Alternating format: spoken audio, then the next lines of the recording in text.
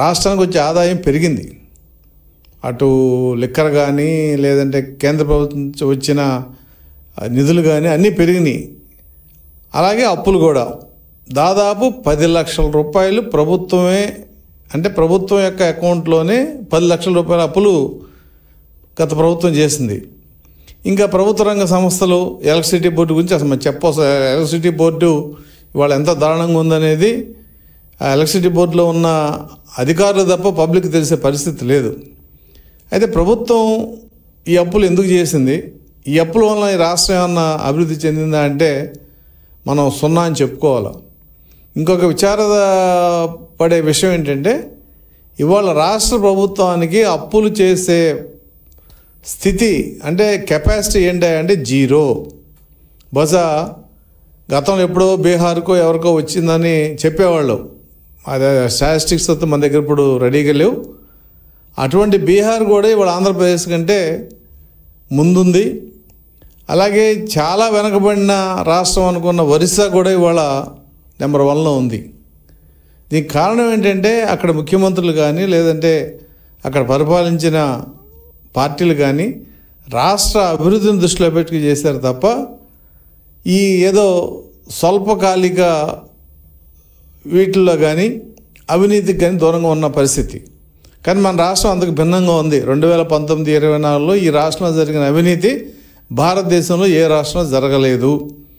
రెండోది, ఈ రాష్ట్రం చేసిన అప్పులు భారతదేశంలో ఏ రాష్ట్రం కూడా చేయలే. అప్పులంటే నాకు నెలకి 20,000 జీతం వస్తే నేను 5,000 అప్పు చేయొచ్చు. కానీ నాకు 20,000 జీతం వచ్చినప్పుడు 50,000 అప్పు చేస్తే ఆ ఉద్యోగ పరిస్థితి ఎలా ఉంటుందో ఇవాళ రాష్ట్రం పరిస్థితి కూడా అదే.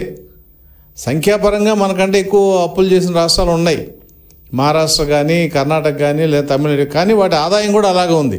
₹1,00,000 ఇచ్చినప్పుడు 25,000 అప్పు చేయటానికి 15,000 ఇచ్చేవాడు 25,000 అప్పు చేయటానికి ఎంత తేడా ఉందో మన రాష్ట్రం పరిస్థితి కూడా అదే. 10 లక్షల రూపాయల అప్పు, సంవత్సరానికి 46,000 కోట్లు మనం తిన్నా తినకపోయినా వడ్డీకి అసలు కలిపి చెప్పాలి, మనం చెల్లించాలి. అంటే 46,000 కోట్లు ఈ సంవత్సరానికి, అంటే 2023-24కి, 24-25కి, 25-26కి వచ్చేపాటికి ఖచ్చితంగా అది కొద్దిగా గొప్ప పెరుగుతుంది. ఎందుకంటే ఇప్పుడు రాష్ట్ర ప్రభుత్వం తప్పనిసరి పరిస్థితుల్లో కొద్దిగా గొప్ప నెలకు 2,000, 3,000, 4,000 అప్పు తెస్తే కానీ రాష్ట్రం నిలబడే పరిస్థితి లేదు. కాబట్టి ఈ అప్పు, గతంలో జగన్ ప్రభుత్వం చేసిన అప్పు అంతా కలిపితే వచ్చే సంవత్సరం అంటే 2025-26 ఆర్థిక సంవత్సరంలో నాకు తెలిసి అసలు వడ్డీ కలిపి సంవత్సరానికి 50,000 కోట్లు ఆంధ్రప్రదేశ్ ప్రభుత్వం ఖచ్చితంగా చెల్లించాలి. ఇవి కాకుండా జీతభత్యాలు, పెన్షన్లు, ప్రభుత్వం ఇచ్చిన ఎన్నికల హామీలు, అంటే ఆర్థిక వ్యవస్థ ఎంత చిన్నాభిన్నమైందంటే అసలు ఇవాళ ఆంధ్రప్రదేశ్ ఈ స్థితిలో ఉండగలుగుతుందా అనేది కూడా ఆర్థిక శాస్త్రవేత్తలు ఆశ్చర్యపోతున్నారు. అంత దారుణంగా రాష్ట్ర ఆర్థిక పరిస్థితిని నష్టపరిచిన వ్యక్తి జగన్మోహన్ రెడ్డి. అప్పులు తెచ్చారు, 10 లక్షల కోట్ల అప్పులు తెచ్చారు. ఏం చేశారంటే ఎక్కడ కనపడతలా. అంటే ప్రజలకి అర్థమయ్యేది చెప్పాలంటే మన వ్యవసాయంలో కాలువలు ఉంటాయి, చిన్న చిన్న కాలువలు, పొలాలకు వచ్చే కాలువలు, తగాదాలు కూడా అక్కడే జరుగుతాయి. నా పొలం ముందు తడవాలి, నా పొలం ముందు తడవాలని.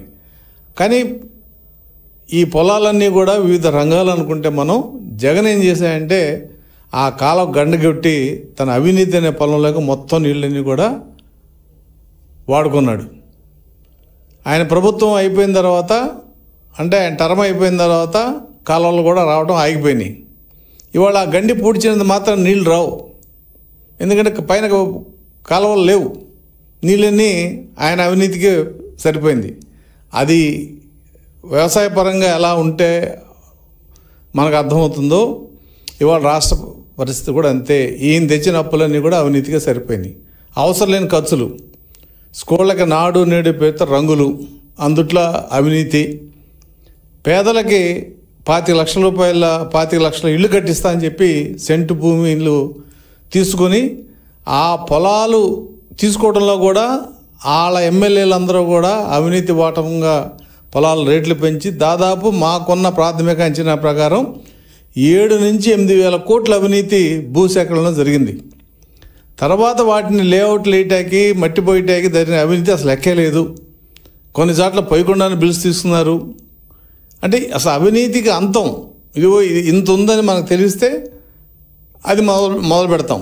మన చేలో కలుపు తీయాలంటే గట్టు మొదలుపెట్టి ఆ గట్టుకు వెళ్తాం. అవతల గట్టుగా లేదంటే ఎక్కడికి వెళ్తాం, ఎంత కలుపు పీకుతాం? అది ఇవాళ రాష్ట్రంలో ఉన్న పరిస్థితి. లిక్కర్లో భయంకరమైన అవినీతి, అలాగే ఇసుకలో అవినీతి. ఈయన అవినీతి చేయని రంగం అంటూ లేదు. ఈ డబ్బులు అప్పు తెచ్చి ప్రజలకు ఇచ్చాడంటే నిజంగా ఈ డబ్బులన్నీ కూడా ప్రజలకు పంచి ఉంటే ఈ రాష్ట్రంలో పేదవాళ్ళు అనేవాళ్ళు ఉండేవాళ్ళు కాదు. కానీ ఏం చేశాడు ఈయన? అవసరం లేని కొనుగోళ్ళు, అవసరం లేని ఖర్చులు, నాడు నేడులాగా స్కూళ్ళకి రంగులు, హాస్పిటల్స్కి రంగులు, మళ్ళీ ఆ రంగులు కోర్టు కొట్టేయమంటే తిరిగి రంగులు వేయటే ఖర్చులు, 4-5 వేల కోట్ల ఖర్చులు. ఇలా అవినీతికి ఆస్కారం వచ్చే ఖర్చు మాత్రం ఆయన పెట్టడం జరిగింది.